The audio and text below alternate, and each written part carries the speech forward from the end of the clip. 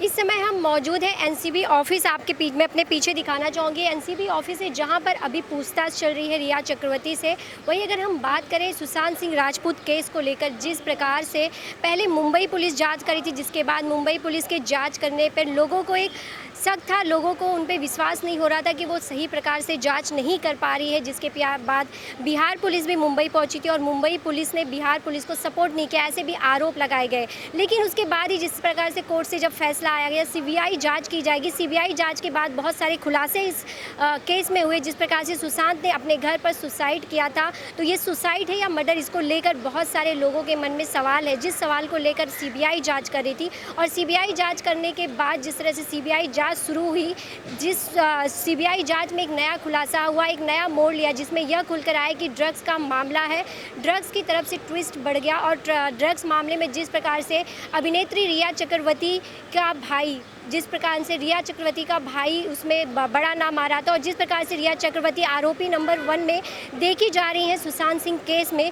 तो रिया चक्रवर्ती के भाई सोहिब को जिस प्रकार से एनसीबी ने पुलिस ताज कर गिरफ्तार किया था, उन्हें ऑफिस में पूछताछ की गई थी और उस पूछताछ के बाद रिया चक्रवर्ती का भी नाम सामने आया था। और जिस प्रकार से कल सुबह 11 बजे पुलिस उनके घर सांता क्रूज पहुंची थी और उनके घर से उन्हें लेकर यहाँ पर पहुंची पूछताछ के लिए। और यहाँ पर पूछताछ के बाद, कल की पूछताछ के बाद आज सुबह रिया चक्रवर्ती फिर घर से अपने 9:30 बजे रिया चक्रवर्ती अपने घर से अपनी ही गाड़ी में अपने ड्राइवर के साथ फिर आज यहाँ पर एनसीबी ऑफिस यहाँ पर पहुँची, जहाँ पर उनसे लगातार पूछताछ चल रही है। उनके सामने बहुत सारे सवाल रखे गए, सवालों का जवाब देंगी रिया चक्रवर्ती। और जिसके बाद ही यह भी सूत्रों से जानकारी मिल पा रही है कि 3 बजे तक उनकी गिरफ्तारी भी हो सकती है।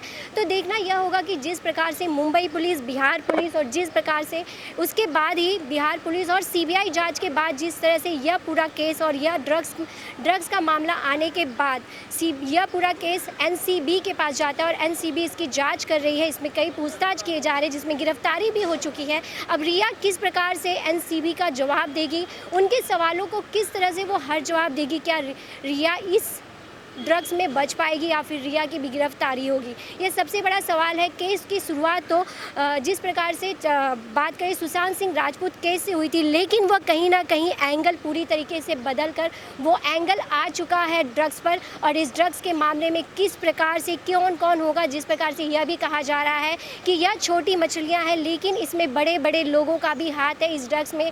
और इसमें जिस प्रकार से कंगना ने भी अपनी बातों को रखा, कई खुलासे किए। तो अब यही पूछताछ के लिए यहाँ पर आप देख सकते हैं सीबीआई एनसीबी ऑफिस में किस प्रकार से पहुंचकर पूछताछ चल रही है। इस पूछताछ के बाद रिया बाहर निकलेंगे, फिर देखना होगा कि क्या आज रिया की गिरफ्तारी होगी या नहीं।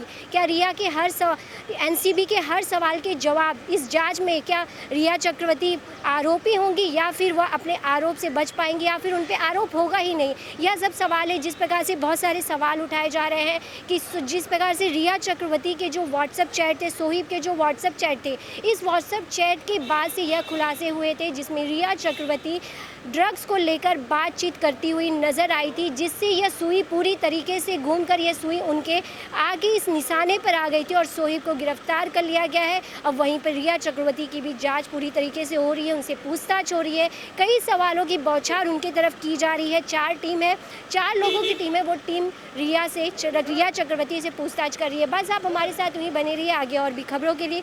सहयोगी अविनाश के साथ मैं शालिनी सिंह, सक्षम न्यूज़ इंडिया, मुंबई।